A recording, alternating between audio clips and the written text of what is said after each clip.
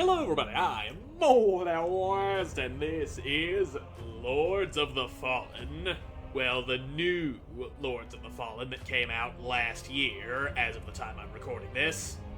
I have played through this game on my own, and it is really good. There's also the 2014 Lords of the Fallen, which is less good. I also did a full series on that a few years back. Anyway, it's another one of them Souls-like games that is better than it should be. So that said, new game, let's go. Make my dude ages pass, distorting self-delusion into faith, with few obtaining the revelations they so desperately seek. In a conflict between the divine and are mortals mere pawns? They might be. Divine beings are dicks like that. Whether the flesh of gods or death itself, all will be consumed. For she must feed. Don't know who she is, but she must feed, apparently.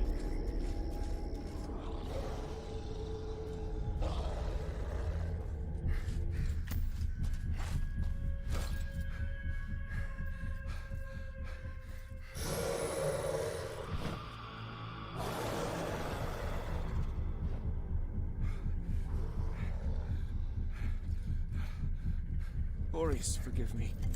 I'd steer this weapon of deliverance to a worthier servant than I.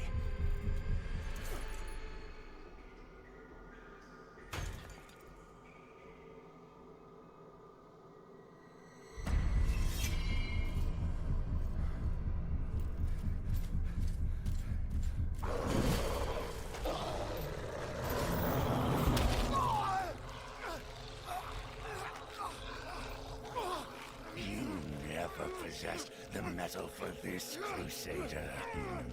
You failed.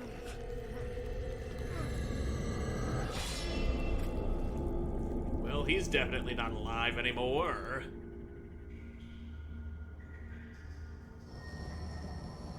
Anywho, that lamp just happens to land on a corpse. A corpse that will now be reanimated and be me! Now, what am I? A hallowed knight? I could be a werewolf, a partisan. There we go, the Uderanger werewolf. That is what he looks like. Starting class, basically. And I'ma start with the Condemned. That is... it's this game's equivalent of the Deprived or the Wretch. You start with low stats, level 1, dog shit equipment, but it gives you that build flexibility that I really like. A wretched prisoner who has suffered indescribable torments, whether there was ever any truth in their guilt or not. A class for those who would rage at fate and throttle adversity with unflinching blood-soaked hands. Pick at your own risk. Well, I do pick at that at my own risk. And this is just giving us a base template of my face to work with. Fine tune. Eyes. Those eyes, and my nose will number 8. My nose is number 8. Fine tune. Okay,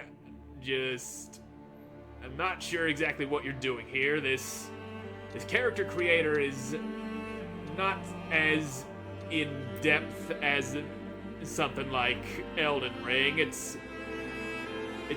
doesn't give you the freedom to just make horrible monster men, and if it does, I ain't patient enough to figure that out. Anyway, let's get that hair nice and saturated. And there we go. Damn, that is some loud violin being played in my ears. Well, I guess this is what my character looks like. So, yeah, next. Okay, I hit the wrong button. So, yeah, I don't want to give him no tattoos. He's not a tattoo-having sort of guy. And his name... What will his name be? It will be...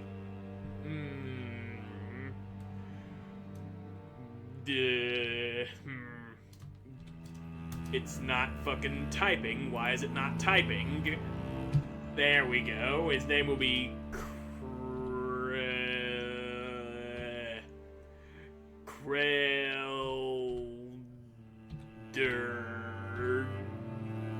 Gum. I am Krelder Gum. That is my name. Anyway, time to start the game. Modifiers: Iron Man, dying in Umbral resets your current playthrough. Okay, so that's permadeath. I don't want any of these modifiers. So, okay, I can choose which ones are and are not turned off. I'm not turning any of those on. I think those were unlocked from me beating the game on my own a while back. Anyway, let's get to crusading. If you would load faster, that is.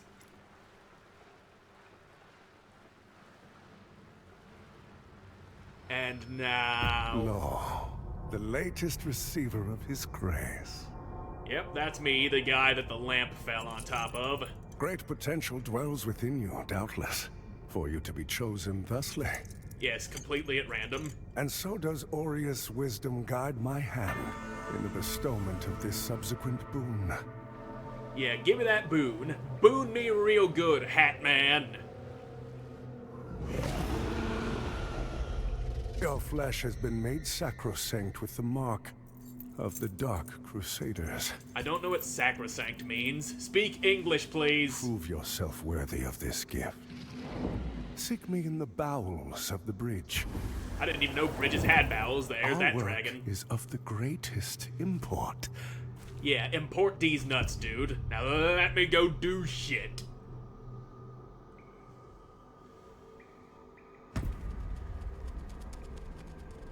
This is looking more game-like. Less pre-rendered cutscene and more something I'll actually be running around inside of.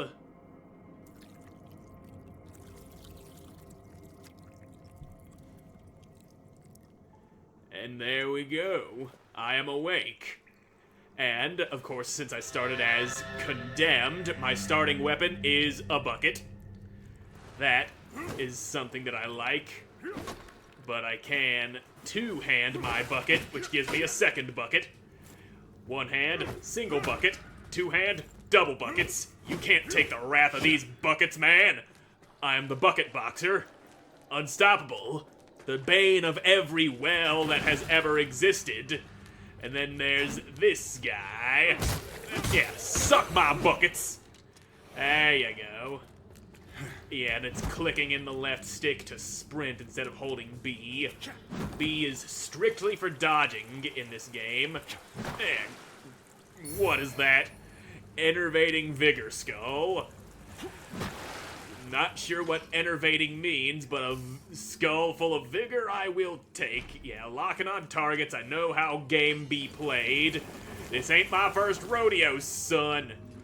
It also does that thing that Liza P does with the parrying, blocking at the last second to reduce their stamina, and you can also get, if you block an attack like I just did, you might see I got white health up there. That is withered health. If I take a hit before I get all that back, it is gone forever.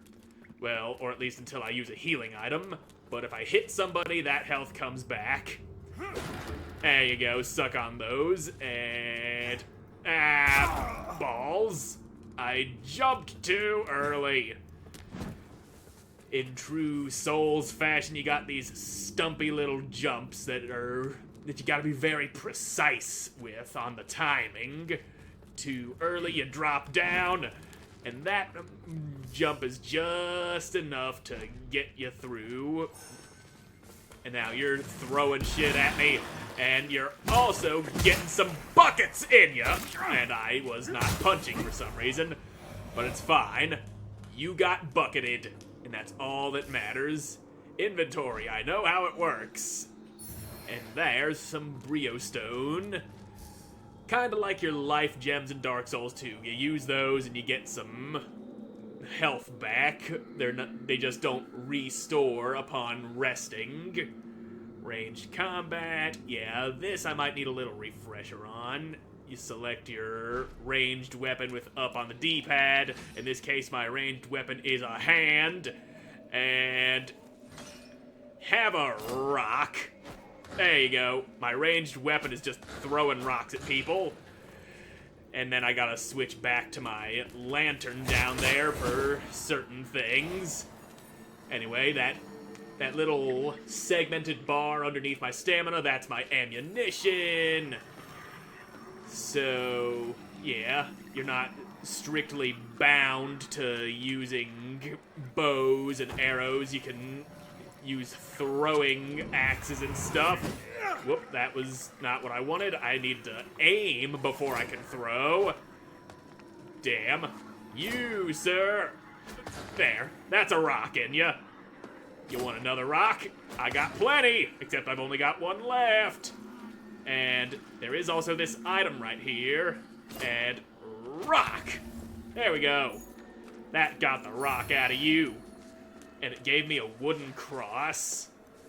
Now, let's see if I remember how to do this. I aim the lantern, and then, yeah, it's right trigger that I can soul flay ya. I rip your soul out and slap it around, and then your body catches up to it. Slapping their soul like that gives them some of that wither, but also withers you by using the lantern. That much is remembered by me.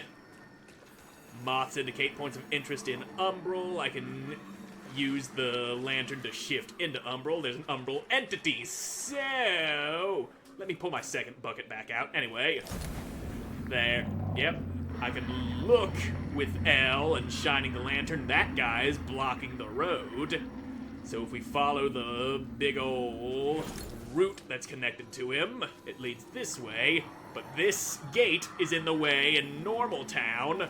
But if we use the lantern, we can pass right through.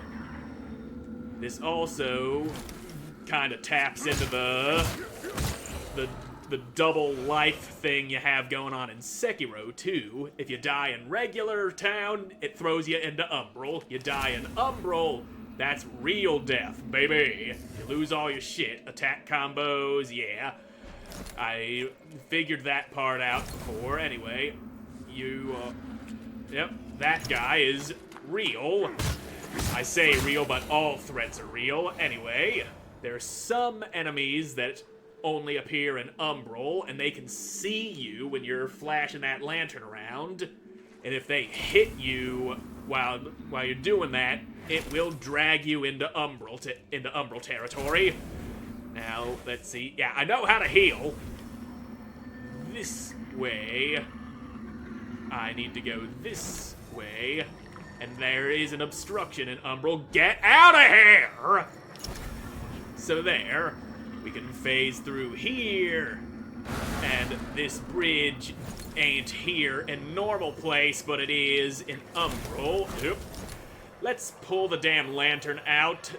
Well, I'm without dropping there. So yeah, we can walk on this hand, but that's too far to just walk across. So what we gotta do is phase into Umbral. There we go.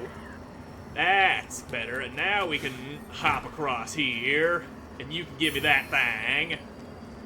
And this guy right here is what's keeping that eyeball monster closing the door alive, so you get yanked out. The root is gone. The thing blocking the door is gone. And down here is the way we need to go. I know how soul-flaying enemies works. I already did it. Weren't you paying attention, game? I ain't soul-flaying this guy. I'm just gonna punch him to get all that withered health back. I don't want to be missing out on that health just from shifting into umbral territory like that. And you there, stop blocking the way! Yeah, I know siphoning costs blue charges, or restores blue charges. So we shine the lantern, we suck on that, and there we go. Siphoning enemies will also give you some withered health back if you have none of your... I want to say it's called a Sanguinarix. That's your Estus flask. I don't have it.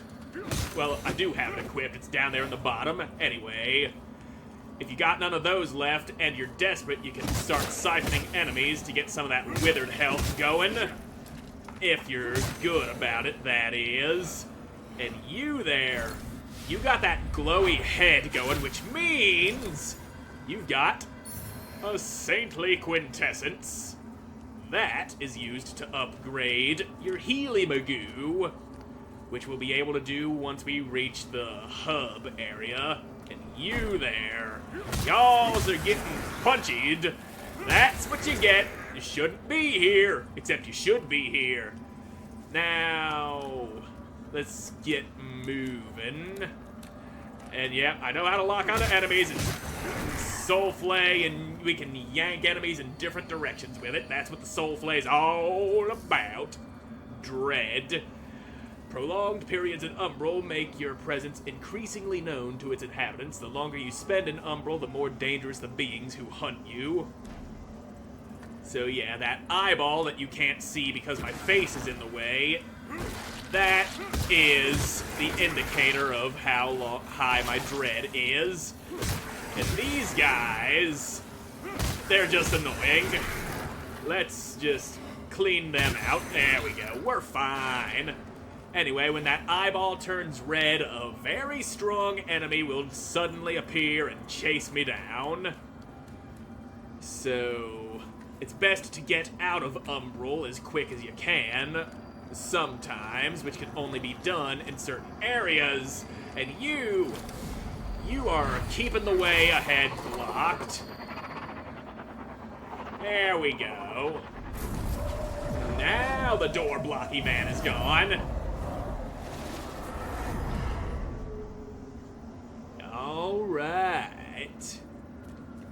The root's blocking the way you're gone. This guy right here, we can use to come out of Umbral. There we go. Now we got that safety net. If we get killed, we'll only get thrown into Umbral instead of dying outright. And you there, take that, and kick. Those kicks don't do a lot of damage, but they are pretty good for lowering their stagger meter. You might have noticed that ring around the lock-on dot. As that goes down, the closer they are to being staggered and left open to a critical hit. Abandoned Red Cops. That is where we are. And this guy is a vestige. He is our bonfire. And we also are capable of leveling up. And I will put some vitality in me. That is always the first order of business. Get that health up so that we ain't dying from one fucking hit. That is the deal here. We can't be getting killed all the time. It sucks. Anyway, I'm all out of time for this episode, so thank you all so much for watching. I hope you enjoyed watching, and I hope to see you again in the next one. Goodbye.